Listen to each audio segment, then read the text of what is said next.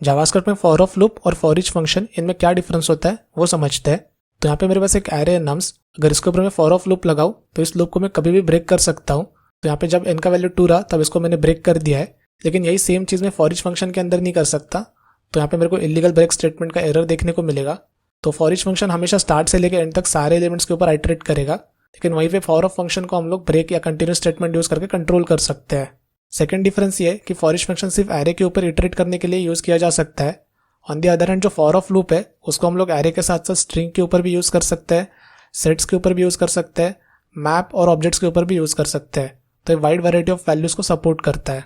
और थर्ड जो डिफरेंस है वो है असिंक बिहेवियर के अंदर। तो यहाँ पे मैंने नम्स के ऊपर फॉर ऑफ लूप लगाया जिसके अंदर फर्स्ट मैंने n का वैल्यू लॉक किया है, फिर मैंने 500 मिली सेकेंड्स का डिले दिया है। तो डिले मैंने एक कस्टम फंक्शन बनाया जो कि प्रॉमिस रिटर्न करता है, जो कि गिवन टाइम के बाद प्रॉमिस को रिजॉल्व कर देता है। फिर इसके बाद मैंने आफ्टर डिले n का वैल्यू वापस से लॉक किया है। तो ये क्या करेगा, जब तक हम लोग का प्रॉमिस रिजॉल्व नहीं होता या नेक्स्ट वैल्यू के ऊपर आइटरेट नहीं करेगा।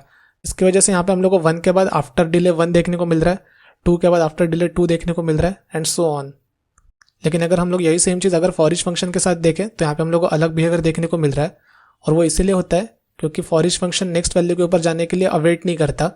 यहाँ पे इसलिए उसने 1 2 3 4 फर्स्ट लॉक कर दिया, फिर जैसे ही प्रॉमिस रिजॉल्व हो गया फिर उसके बाद यहाँ पे उसके रिस्पेक्टिव जो नेक्स्ट स्टेटमेंट्स थे वो रन कर दिए। तो इसकी वजह से यहाँ पे हम लोग को after delay 1, after delay 2, after delay 3 और आफ्टर डिले 4 बाद में देखने को मिल रहा है।